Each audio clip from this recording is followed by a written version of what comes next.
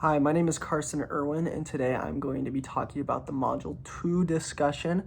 I'm going to be talking about Prompt 1 as well as Prompt 2.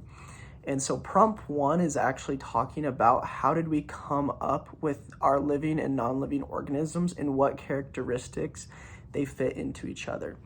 And so when I first got my items, I got polar bear, palm tree, and an ant. And I was thinking to myself, well, how do these things relate to each other? I had no idea. And so I actually Googled how living organisms are related to each other, right? Because I know that these three things are all living. A tree grows, a polar bear is alive, and an ant is an insect that's alive. And it actually gave me quite a few responses of what I could use for. And so a few of those responses would be that they are living organisms, right? They're all living. One would be that they reproduce as well, right? So an ant reproduces, a polar bear reproduces, and same with a palm tree. They're all the same. They all reproduce together, right? To create more.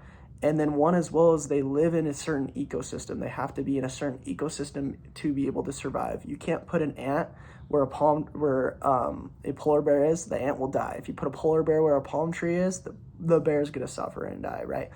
And so being able to find these things actually shows that a lot of living organisms, they all work together, even if they're not in the same type of climate, right? They all serve the same characteristics.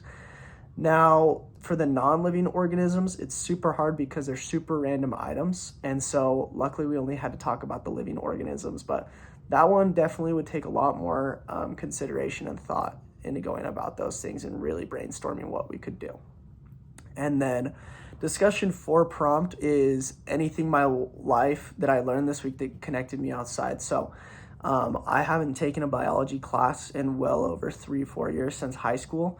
And so after taking it and learning about ecosystems a little bit, learning about reproduction of, not just animals, but plants as well, it really made me think that everything has certain cells for a reason. And I was outside, I was golfing, and it made me think of a little bit of our class of thinking, wow, all these things are part of an ecosystem and they all grow and they reproduce together just the same as human beings do. And so it was super interesting.